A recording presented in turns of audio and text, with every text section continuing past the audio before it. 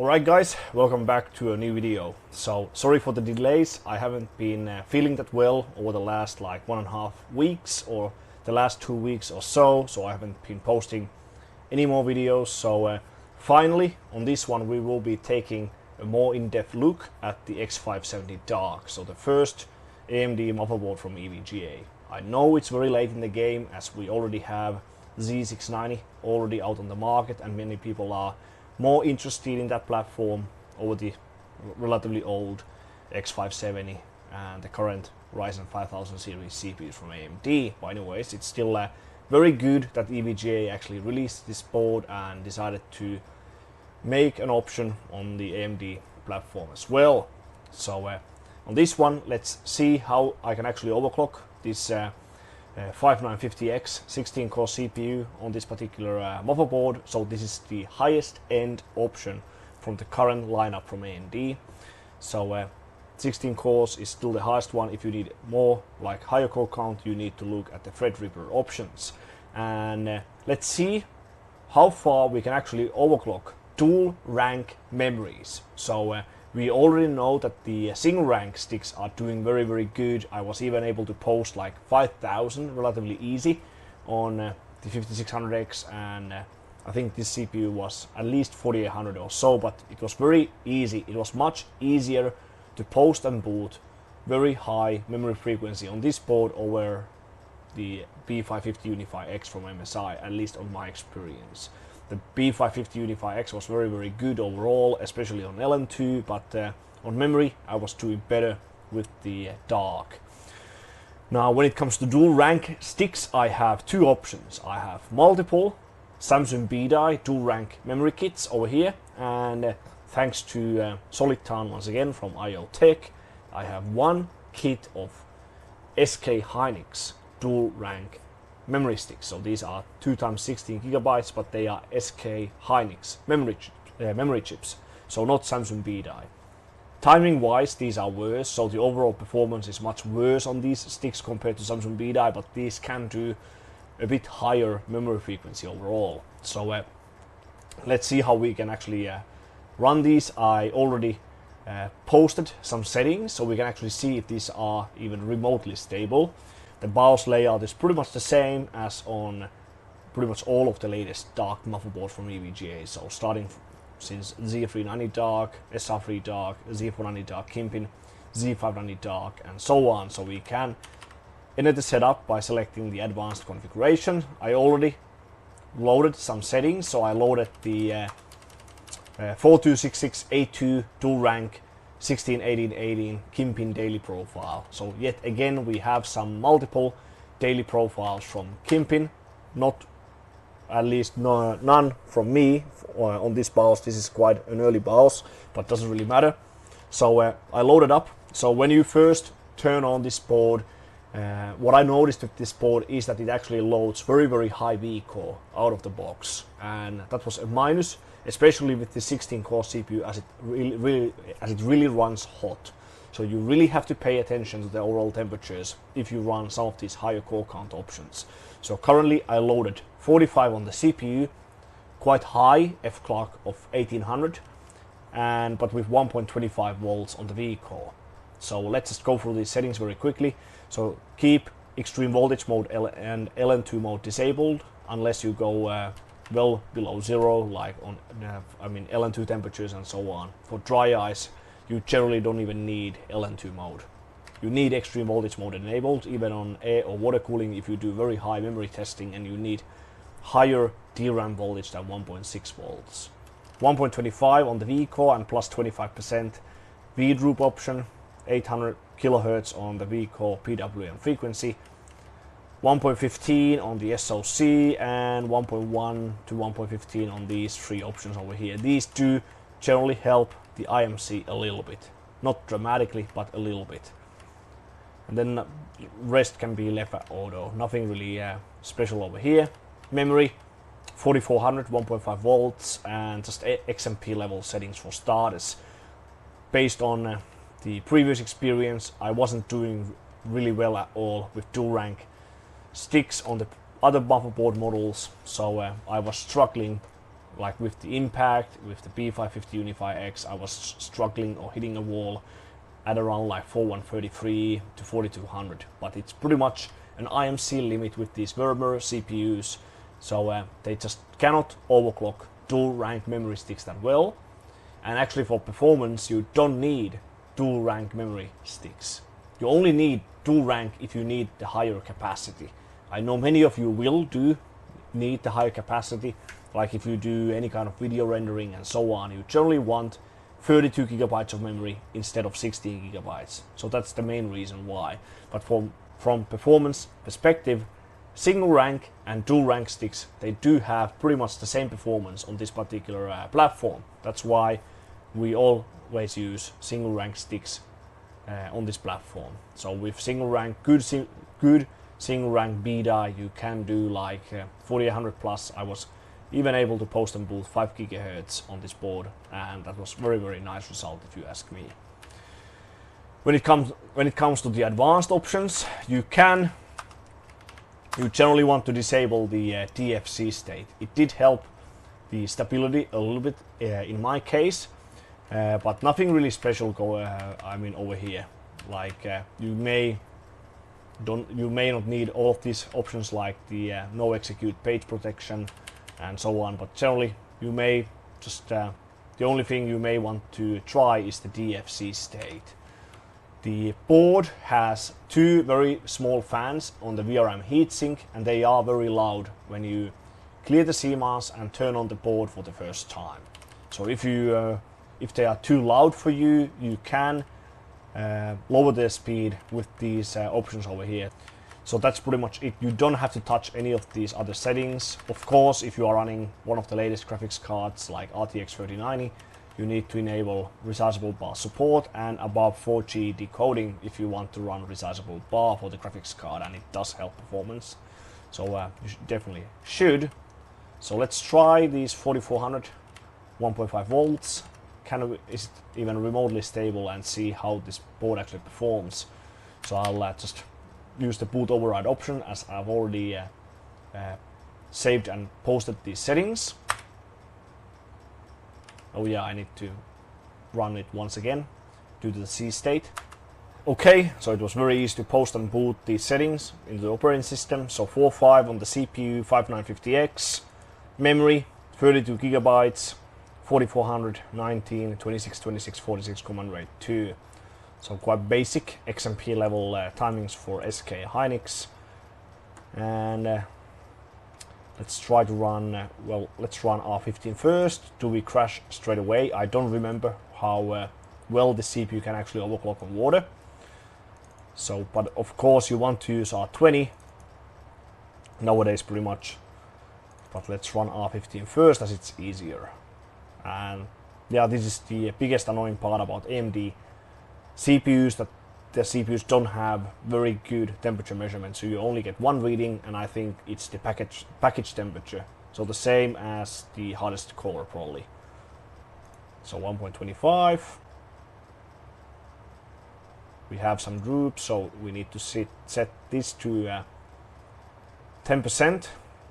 I haven't checked the VCore, or I think I checked it once with the digital multimeter, and you can also check the VCore with the debug LED monitoring thing. It's not as accurate as a multimeter, but it's more accurate than any of these software, so like CPU-Z and so on. But it was very easy to run 4.5 and temperature of 67 degrees Celsius. And just out of curiosity, let's run R20 once, so that we can see the temperature difference between R15 and R20 at this stage of testing. Pretty much the same temperatures overall. 67, 1.2025. I think this could be like a very good voltage range for daily use. So temperatures will be obviously higher with AVX load, so you want to have some headroom to take those higher temperatures into account. So we don't have those AVX negative offsets on the AMD Ryzen CPUs, so we have to use one clock speed pretty much for everything. Or well, at least it's easier.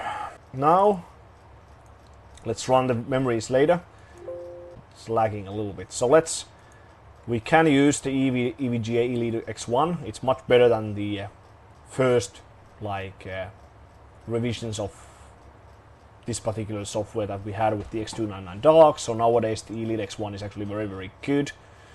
Of course, it's quite visual, so it doesn't work in every possible operating system. Let's set 4.6 on the CPU. Same voltage table pretty much, so no difference at all. So 46. We have 46 over there.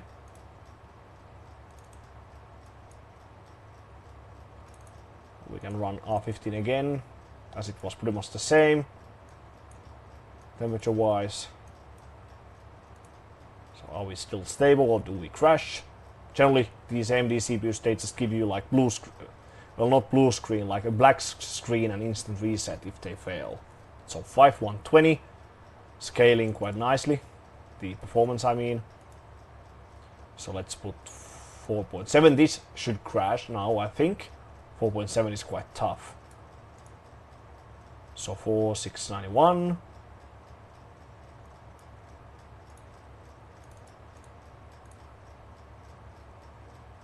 Oops, yep. Okay, so now I booted at 4650. My 10% VDROOP option, and I'm currently reading the debug LED monitoring device as VCore. Currently at 1.253. Open CPU Z. So I think there's still a little bit of droop, but I just want to see how they differ. The debug LED is actually having 6 millivolt overshoot at 1.2559, and the CPU Z read a bit under 1.25 at like 1.237, 1.244. So as you can see, do not trust these software figures too much. The Elite X1 has more accurate voltage measurement on these latest dark boards than compared to CPU Z. So as the debug LED was 1.259, if I run this again, 1.259, pretty much spot on. So you can use this to measure the voltage under load, and temperature was only at like 66. Now we can obviously try even higher, but it obviously becomes very hard if you want to get it like fully daily stable, like including Prime 95 and so on. So we can try like 4.7. Okay, so definitely install the latest version of Elite X1. The one I was using before couldn't adjust the VCore at all. So to change VCore I had to reboot and set it in the BIOS, but now this latest version works just fine. So 1.275 at 4.7, 1.27, 1.277 idle, likely a bit over 1.28 under load. So let's leave that and run R15 again.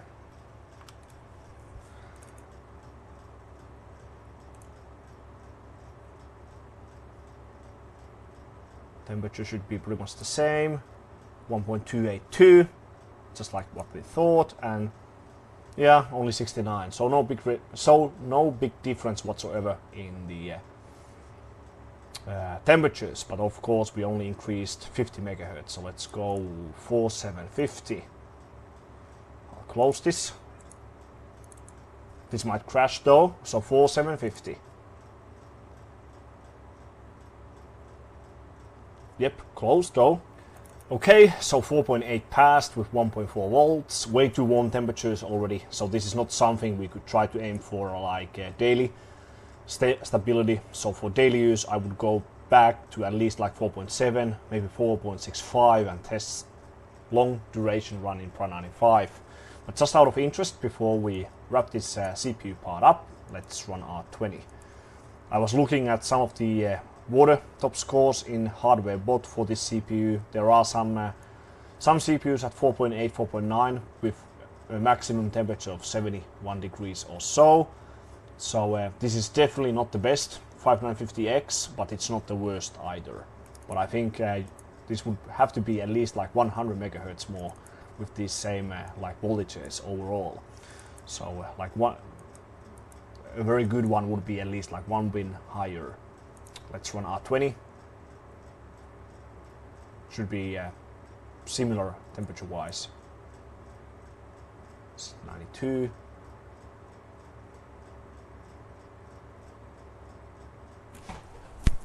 .411 and we crashed, so that's it.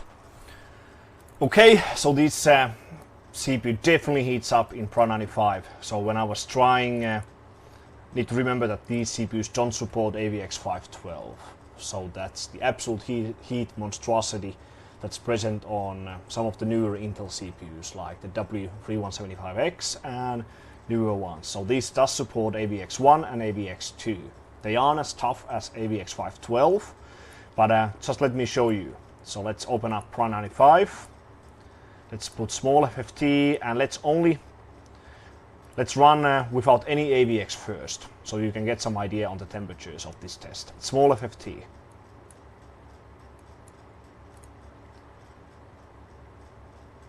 So 72, this is at 1.2 volts with 4.5 gigahertz. So you can see, need to be extremely careful.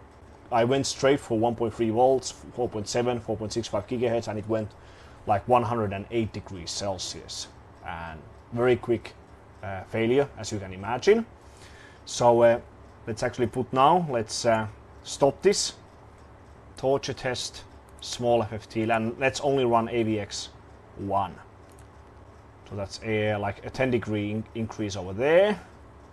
I definitely want to test the VRMs, like run this for some period of time and see how warm the VRMs end up being.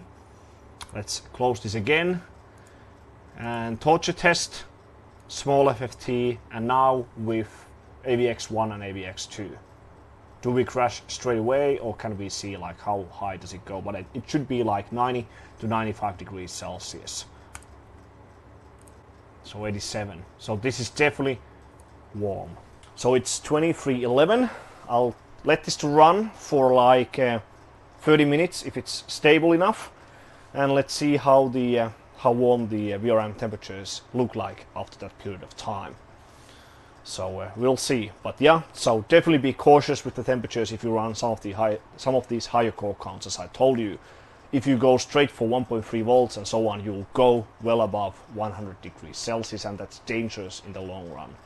Of course, the safety mechanisms of these modern CPUs are quite good. So if it just goes too warm, it will either throttle down or it will just crash. So yeah, usually it's not that easy to damage a CPU that fast in overclocking tests on air or water cooling. But yeah, so let's see. I'll just let this to run and see if it's stable enough. Okay, so Pro 95 failed at 4.5 after like 15 minutes, so I dropped the core frequency down to 4.4 at 1.23 volts. I only want to create some heat, so I'm not testing like the utmost highest like daily overclock, but I think it's somewhere around this mark, like between 4.4 and 4.5 for the utmost highest loads with AVX2. So the test started at 0:20, so now it has been running for 33 minutes. Maximum CPU core temperature has been 96 degrees, so very warm. Not sure if that power readout there is correct. So 4.4, voltage 1.23, and also remember dual rank memories 4400 Cache 19. And yeah, the highest like VRM temperature I saw was around 50 degrees. Currently it's at 46 degrees. That fan over there is spinning at minimum speed. It's creating annoying noise, but doesn't matter. But anyways, when I touch these heat sinks, they aren't like well, they are like warm, but they aren't like too hot. Like, yeah, these caps over here as well are, yeah, quite warm, but they are not like really hot. So the VRM structure of this board is definitely awesome. So that's definitely not going to be your limiting factor. So as with all of the other like modern dark motherboards, the VRM structure is very good. So this is totally different what we saw with like the BIOS X299 motherboard VRM issues in his video. So this is absolutely fine. So yeah, very happy about the VRM heatsink performance, 4.4, 4.5 daily overclock on the 16 core CPU. I think it's quite good. Definitely not bad. It's definitely hard to reach like 4.5 daily stable in AVX2 with like 7960X or a 10960X or the 16 core Skylake X, Cascade Lake X CPU model. So now the last part, as we already tested like maximum test clock, and now we pretty much have the maximum daily overclock around that mark. So let's try to run some memory performance tests as well. Like how can we go any higher than 4400 with dual rank Hynix? Can we tighten some of the subtimings, get command rate 1 working and so on, and let's see what happens. Same rules as always. So if you find a very nice memory overclock and you want to use it for daily, you need to stress the entire capacity of the memory you have installed. So in my case, 32 gigabytes. It's not enough if you only test like, if you stress like 5 gigabytes out of 32 gigabytes, you need to stress the entire capacity of the memory you have installed. But yeah, that's pretty much it. So huge thumbs up for the VRM structure and for the VRM cooling of the X570 DARK. Okay, so I've been testing both my 5950X and the Lent 5600X CPU that seems to have a little bit better IMC over these last 2 days. So all of the different kits perform nearly the same on both of these CPUs. Currently I'm running the single rank Samsung B-die based sticks. So these are the Kingston HyperX Predator 4133 Cas19 sticks, and 4800 Cas18 works just fine. But I cannot run the profile made by Kimpin. My particular kit doesn't like 1820 or 1818. I need to loosen up the TRCD and the TRP a little bit. So currently I'm running 18, 20, 23, 23, 36, 56 TRFCs at 360 and command rate 1 of course. 4933 doesn't post, so I think the highest DRAM frequency I can do is either 4800 or 4866. So pretty good already anyways. When it comes to the dual rank memory sticks, the Hynix ones, I can do like 4466 and up to like 30% in this particular test. But then I always get like 1 or 2 errors. I don't get why. So let's actually stop this. So test complete, no errors found. I'll open Zen timings just to show you. So if you get dual rank memory sticks, so that means 2 sticks of 16 gigabytes each, so a 32 gigabyte kit, and I think most of you will be looking at 32 gigabyte kits, especially with these 2-slot motherboards. Well, it's pretty much the same even with 4-slot motherboards. So if you try to overclock 4 sticks, so 4 single rank sticks, it's pretty much the same as 2 dual rank sticks. So it's still pretty much the same situation. So if you want to run 32 gigabytes of memory, it's best to stick with 1:1 ratio. So then you get much better latency. So now I'm running 1:2 ratio because I'm running so high memory frequency. So 4800 on the memory, 1200.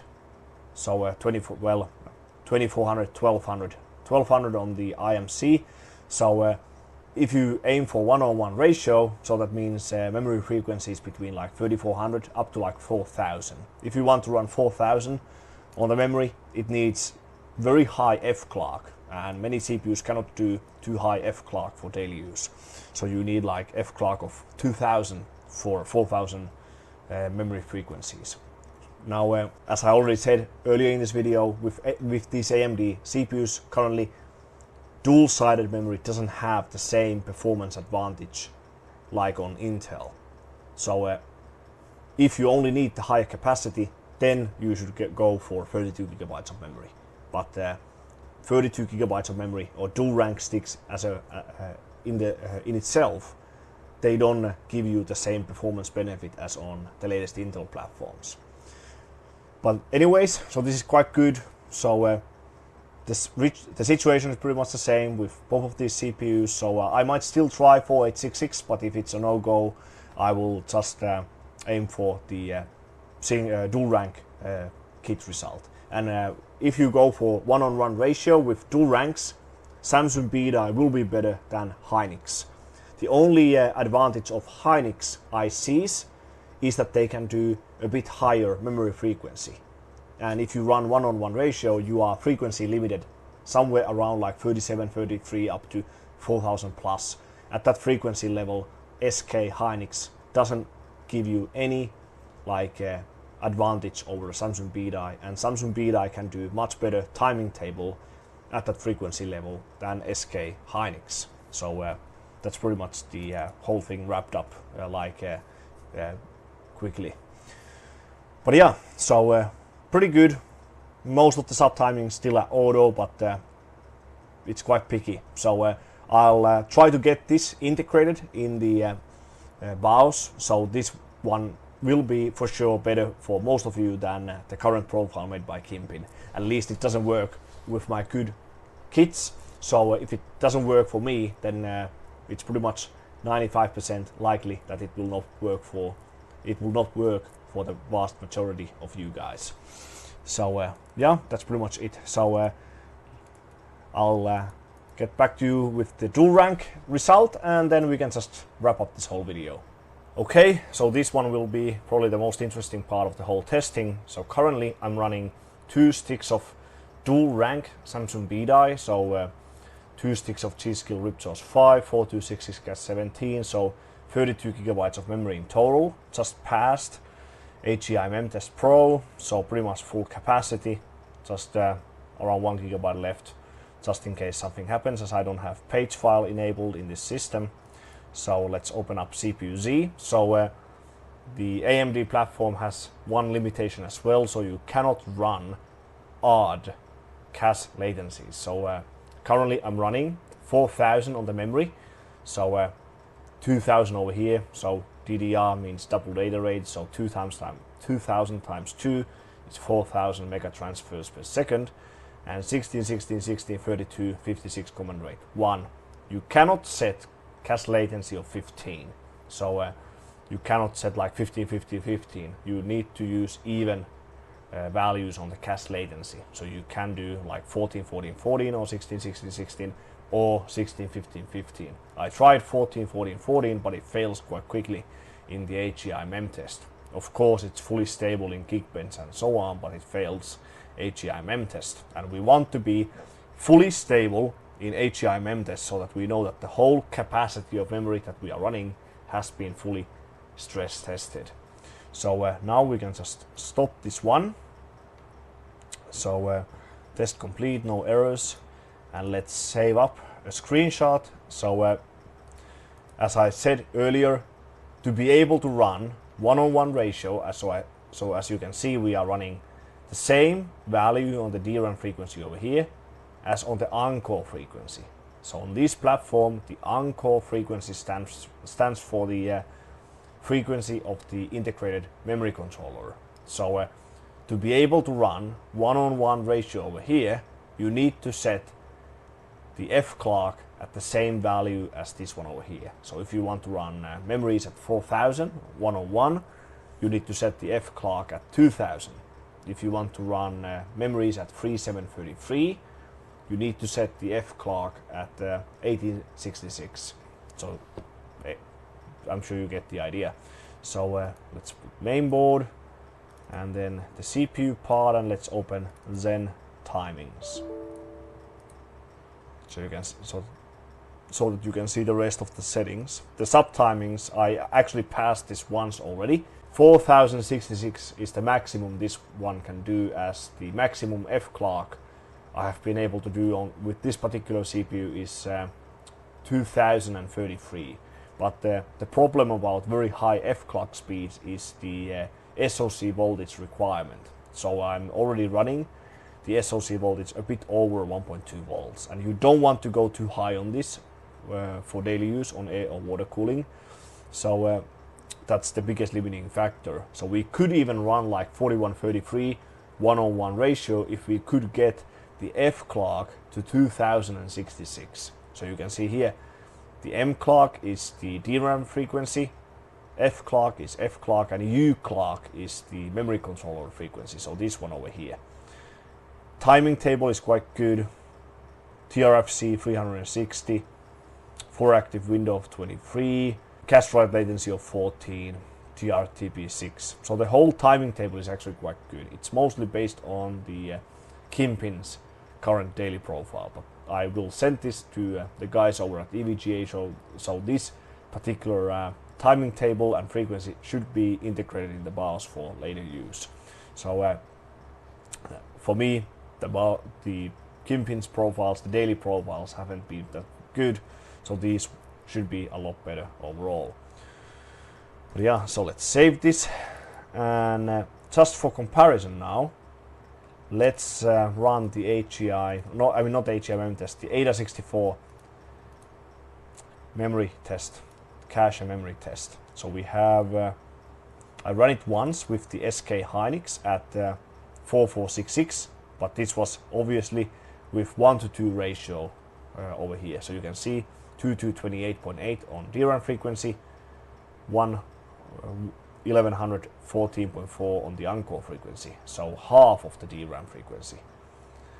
The AIDA64 cache and memory benchmark heavily likes or prefers memory bandwidth, so DRAM frequency, but the overall like timing table and latency will drop this value a lot. So do not look like these figures too much when considering like good daily performance, like in games and so on. Games and most of the normal applications, they should perform better with very good 1:1 ratio configuration compared to like 1:2 ratio at 4200 megahertz or even 4400. So I'm pretty confident that this current table that I'm running, so 4000 with 1:1, is faster than this one over here. So 4466 at CAS 18. So let's open up and right click, or hold on, so that let's move it a bit. Right click and start memory tests only. These first values will be dramatically lower, I think, than these ones over here, but the latency should be a lot lower.